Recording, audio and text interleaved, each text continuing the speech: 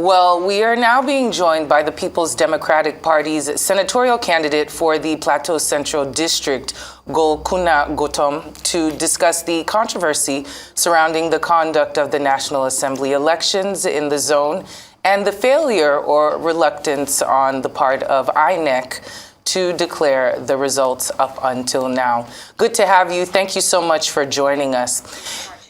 Can you give us an update? And good afternoon. Good afternoon. Good afternoon. INEC refuses to declare these results. Please state your can you give us your own position on the transpirations? Good afternoon. I want to say big good afternoon to Nigerians. On the 25th of February, we had the National Assembly election on the Plateau Central to be specific. We thought the elections were going to be as transparent as possible, but when we got to Pangshin, we had a huge delay in results coming up from a particular local government called Kanam. And when I discovered that lateness, I had to go to the police area command to discuss with the officer in charge. By 2 p.m. on Sunday, that's the following day, he told me that he was going to send his men to Kanam to bring the result because the distance between Kanam and the coalition center is about an hour. By 2 p.m. I was there. He did not listen to me. By 4 p.m. he couldn't attend to me as well. By 6, I had to ask all the voters and supporters of the People's Democratic Party that injustice is about to be perpetrated on the Plateau. And I had to talk to him. He had to move into Kanam that following night. As a tradition, Kanam will always wait for the results of Bokos, Mangu, Pangshin, and Kanke for them to get the total winning vote for them to cook all their results. This is a tradition of the Central Zone over time. By 6 p.m., he moved on to Kanam. He was unable to bring the results or to escort results back to the coalition center until the following morning. We waited and we couldn't see anything. By 12 noon, they had arrived after discovering the votes of the 4 local government, which I was leading with over 21,000 as at that particular time. But all these huge delays were caused by some of the electoral officers, of which we had a huge debate, and the tension at the coalition center was quite huge. They couldn't contain the huge result. By evening, that was 3 days later, that was when they started presenting the position of the result. The electoral officer then could not even listen to my agents or the agents of the People's Democratic Party. That was ungodly on my own part. We had to ask him that Section 64, sub 7 and 9 of the Electoral Act stipulates that where there are areas of discrepancies, the returning officer is expected to collate and recast those positions. These 3 basic areas were the fundamental areas that we had captured. One of the key areas was casting errors. If you look at the vertical computation, there was areas. The horizontal computation, there was areas. And the next one was the issues of mutilations of results all over. If you check on the social media, you discovered about 11 pages of the result sheets were badly mutilated. Who does that in a civilized country? I really expect that issues of mutilations should have been taken off because the law says where there are mutilations of result, it should be an outright cancellation totally. And the final one, there were federal wards, about non-federal wards, that our agent petitioned that there were mass overvoting in these particular areas. So we expect the returning officer to would have checked all these particular results and bring up a new position as contained in Section 64, sub 7 of the Electoral Act. Where he do not listen to change all these particular figures, the penalty is a 5 million fine or an imprisonment of about 3 years. I expect justice, equity, and fairness all through by the INEC. All these answers were not presented the way we had expected it as contained in the Electoral Act. What we expect, it is not a rerun as proclaimed by INEC. Let us go back to the drawing board, recompute these figures, let them answer our questions, because we have an information, reliable information from the INEC server that the total number of PVC received in Kanam is about 45,000, but they have casted over 82,000 in the ballot box. I want the INEC to prove to me that their figures are reliable, because I have my facts and figures available. Let them go to the INEC server and produce a reliable result. I am the true winner. By our own computation, we've won the election with over 24,000. In Mangu alone, casting error about 1,901 votes were there, and in Kanam about 23 votes. When you add up the two figures, we are leading the APC government by 24,000 votes.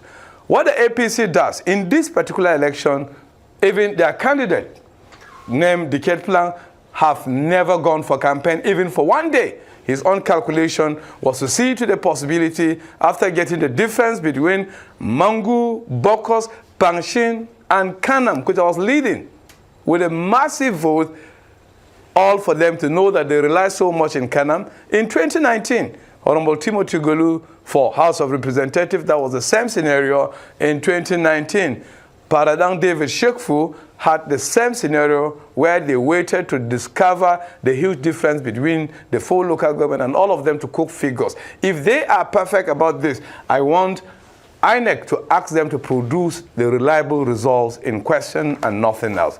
Thank you, and God bless you. All right.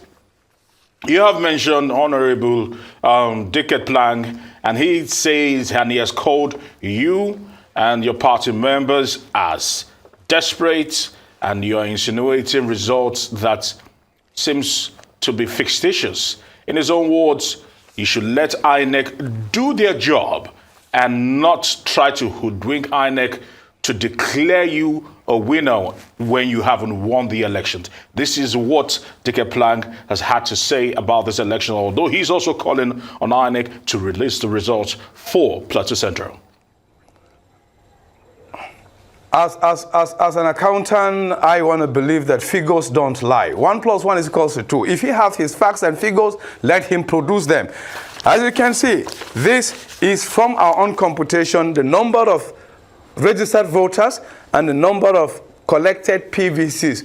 Who does that in a civilized world? When you have number of total PVCs in Kanam about 45,000 and you are casting a vote of about 85,000, tell me the angels who came to Kanam and cast those votes. I want to say categorically, if you go to the database of INEC, all the results are available on Monday, Tuesday. That was 4 days after the election. Even on Wednesday, if you go to the INEC portal, you discover no result, no result, no result. It was on the 8th that figures were uploaded. I want to tell you how the server works, because I am a network accountant and I know how these things are being produced. Take, for instance, if you type a text message in your own phone, if you are at an area where there is no network, the messages will hang until you get to a network area, and the messages will begin to drop. Because if you make a telephone call to your aunt brother, that telephone call cannot connect from your phone to your aunt brother directly. Instead, it has to go into the MTN server before MTN will now connect you. That is how the server works. If you look at the results for Pangshin Chugwang Federal Ward, that is my ward, on the day of the election by evening, all the results were uploaded. Why were they waiting for their own results to come up very late after 7 days? All those results are fictitious. They are cooked results. I expect that someone like Decade Plan should go to prison after this declaration. If you look at all these particular results, these are the actual numbers of votes cast for Kanam. If you do a simple calculation of simple addition, you discover that the entire result cast, it is less than 40,000. But when you go by reality, how would you have number of PVC collected at 45,000 and total vote cast to be 85,000? That was mass discrepancies in the results and what we are saying until INEC listen to our position that the three basic fundamental factors of simple errors of computation, and the second one is mutilations of results are not allowed according to Electoral Act. In fact, if President Buhari has called a lot of projects, I think the emergence of the Electoral Act is one of the biggest jobs that President Buhari has done to Nigerians. And by his grace, this APC government cannot mutilate figures, cannot recompute figures, and just slap figures. You imagine someone who does not go to campaign. If he has gone to campaign, let him tell you one single video that he has campaigned across the 5 local government. He discovered he has not gone anywhere except he go for birthday parties, he visit people in church, in mosques, and only to say, Gotom, since he has an advantage of always Gotom, getting votes from Kanam. Campaigning is not a criteria for disqualification or qualification of the elections. It is about the electorate and those who come out to cast their votes. Very well. All right, well, let me just... What is the criteria to cast? Go ahead, please. Go ahead. What is the criteria to conduct elections? INEC give rules and regulations. And at every conduct of an election, there are rules and regulations guided by the Electoral Act. INEC gave us a timetable where we should be able to campaign and discuss about our blueprint to the electorate. We did that all through and massively. If you check within the central zone, those were my winning points. Before the electorate, we discussed all our blueprint, and if anybody could sit down without going to campaign, and all of a sudden, because he has discovered the SWOT analysis of the central zone, and one of the biggest weaknesses is that Kanam is far apart from the coalition center. They will always wait to see the total results cast for the 4 local government before they now come to impute fictitious figures. My own basic fact is that I have an argument that 3 fundamental questions were not answered at the coalition center in Pangshin. We beg if they could give us an opportunity so that we would ask questions for them to answer. But the returning officer rejected all our applications, and as far as I'm concerned, they have not attended to these particular issues. If they have listened to these particular issues, would have concluded this long before now. You can check all the videos that the results were exhibited in Pangshin. They did not listen to us completely. Have you seen an election where they bring 3 ammo tanks? Have you seen an election where the headquarters for Wase was between Wase, Kanam, and Kanke, but they have to move up with the soldiers to Pangshin to molest who? I want to say that the uniform, the guns, the ammo tanks provided on that particular day were bought by taxpayers, many. In this civilized world, who does that to bring ammo tanks? Are we fighting civil war or Biafra war? That is unacceptable by the military on that particular day. And I want to say that the police also compromised in this particular standard because we had asked them to move to Kanam to escort the result within the stipulated time. Why would it take them 3 days to get the results into Pangshin? The intention was to tactically delay the results and get the results of Bokos, Mangu, Pangshin, and Kanam. I won in Mangu. I won in, Bokos massively. That's about 5,700. In Mangu, he won me by 4,000. But by the error of computation of 1,901, it means that I only lost in Mangu by 1,600 or thereabout. In Pangshin, I won with over 14,000 votes. In Kanke, I won with 5,700. When you put these figures together, I won with about 21,000, only for them to come with fictitious result and said that they are leading with 673 votes. You know the target? If you want to kill a lion that is your friend, you expect that you shot the lion on the leg so that the lion will feel the pains a little bit. When you go to supplementary elections, then you cannot shoot the lion on the head. And at the end of the day, you have the lion before you. Can I ask you a simple, basic mathematical question. If you give 5,000 naira to your wife to go to the market and prepare a dinner for you, at the end of the day, you discover the dinner worth 1 million. Wouldn't you have the right to ask your wife, how did she get a very flamboyant dinner? When you have PVC collected at 5,000 and you're producing a vodcast of 15,000, it does not really go into my brain completely. Take another example. Supposing you move into Kanam and you have a total votes of 45 registered voters, and you had collected almost same from Kanam, and you now expect a result of over 85,000. Don't you have an opportunity to ask questions? Question number 3, sir. Supposing you sent your daughter to primary school and she returns home with results of her own performance, and you discover massive mutilations of those results that you cannot even read through. Check on the social media, you discover that all the results for Kanam were virtually mutilated. I have a complete video where the returning officer for Kanam admitted that the results were practically mutilated. I have videos of the mutilated results. If you were in my shoe, or your daughter returns back with a result that is basically mutilated, will you accept that result? Right. If you accept it, that means the school fees you've been paying definitely need to be questioned. Allow me to interrupt. It seems that you have painted a very clear picture of what has, what you claim to have transpired in the district. It is quite unfortunate. We understand what you're saying.